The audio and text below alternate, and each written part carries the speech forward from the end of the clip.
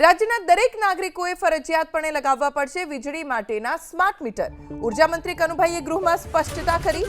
ઉર્જા મંત્રીના મતે prepaid smart મીટરના અનેક ફાયદા છે। વીજ વપરાશની જાણકારી નાગરિકોને મોબાઈલમાં મળી રહેશે। હાલના મીટર અને પ્રીપેડ સ્માર્ટ મીટરની કામગીરી એક સમાન છે। વિધાનસભા ગૃહમાં ધારાસભ્ય કિરીટ પટેલના સવાલના જવાબમાં ઉર્જા મંત્રીએ સ્પષ્ટતા કરી। જો કે હાલમાં ઠેકઠેકાણે સ્માર્ટ મીટરનો નાગરિકો વિરોધ કરી રહ્યા છે।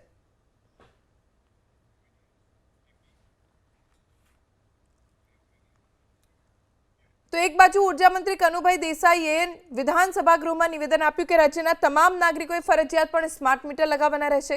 બીજી બાજુ પ્રીપેડ સ્માર્ટ મીટર અંગેનો નિર્ણય પાછો ખેંચવા વડોદરાવાસીઓએ માંગ કરી।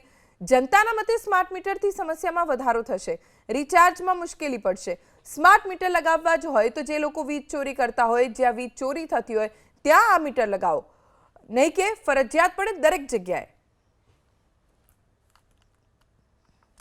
તે એરિયામાં વીજ ચોરી એક ખોટી વસ્તુ છે। વીજ ચોરી ના થવી જોઈએ, પણ જો જે તે જગ્યામાં વીજ ચોરી થતી હોય તો એના ઘરે જઈને તમે આ મીટર લગાવો તો એ યોગ્ય છે। પણ તમે એવું કહેશો કે ભાઈ આ એરિયામાં વીજ ચોરી થાય છે, એના માટે સમગ્ર આખું વડોદરા કે આખું જે એરિયા હોય એ આખો જિલ્લાને કે એને આખું આપણે મીટર સ્માર્ટ બનાવવા જઈએ તો આ ખોટી વસ્તુ છે। એના માટે ખરેખર જે લોકો બિલ ભરે છે, જે ઈમાનદાર લોકો છે એ લોકો પીસાશે અને ગરીબ જનતા આમાં પીસાશે।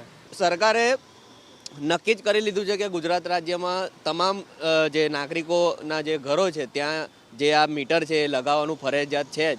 તો અમુક જે યોજનાઓ છે એ યોજનાઓ સારી બી હોઈ શકે છે, પરંતુ એનો આપણે અનુભવ ના કર્યો હોય એટલે આપણને ખબર ના પડે।